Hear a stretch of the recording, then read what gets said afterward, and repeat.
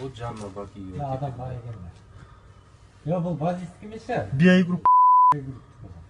Аңғыра.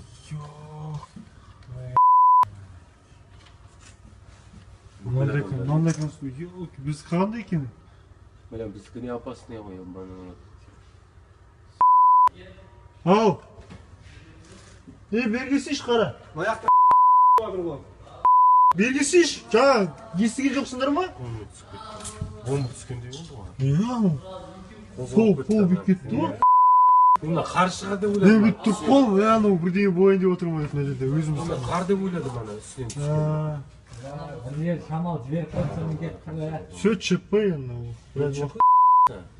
Экспо енді. Иә, енді. BI Group. Бля, қандай не болды? Еңбекті бір жыл. Мико берген мына жерден қарасай. Неше жылдар еңбекті. Камераның астына адам алып кетпесе болды. Соны адам ғой. Беткі уақытсы қайта. Күн аяз ғой. Әнеттің уақытсы қайта. Аязда жа темір тақылады ғой. Крупное ЧП на самой грандиозной стройке страны. На территории Астана-Экспо сегодня произошло масштабное обрушение одной из конструкций. Рухнула арка между двумя павильонами весом в 320 тонн. К счастью, обошлось без жертв. Ольга Юрьева узнала, что могло стать причиной. Бомба түскендей болды ғой. Все ЧП анау.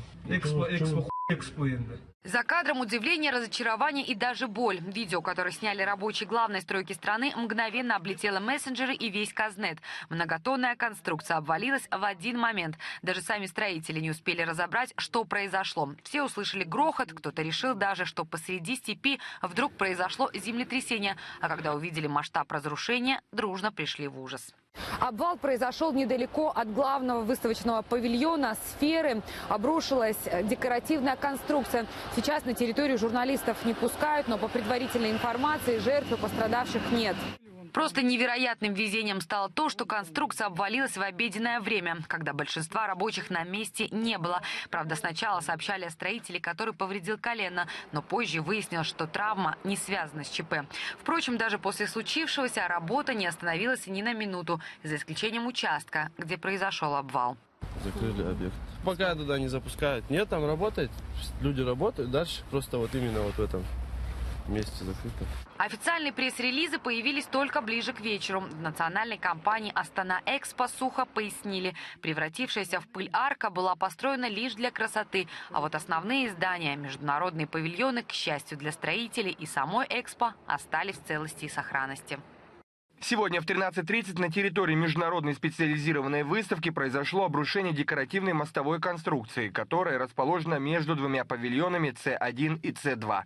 Отметим, что данное сооружение является исключительно декоративным и не несет функциональной нагрузки. Примыкающим павильонам ущерба не нанесено.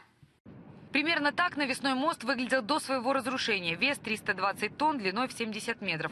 Буквально 2 недели назад на территории выставки вручали ключи от павильонов иностранным делегациям. Стоит ли бояться повторных обрушений, пока никто не ответил. Восстанавливать конструкцию будет застройщик, компания BI Group. На это потребуется около месяца. Правда, приступить смогут только после того, как место обследуют специалисты из проектного института. Они же будут выяснять причины произошедшего, но пока не называют даже предварительные. Ольга Юрьева, Сайт Астанов, столичное бюро КТК.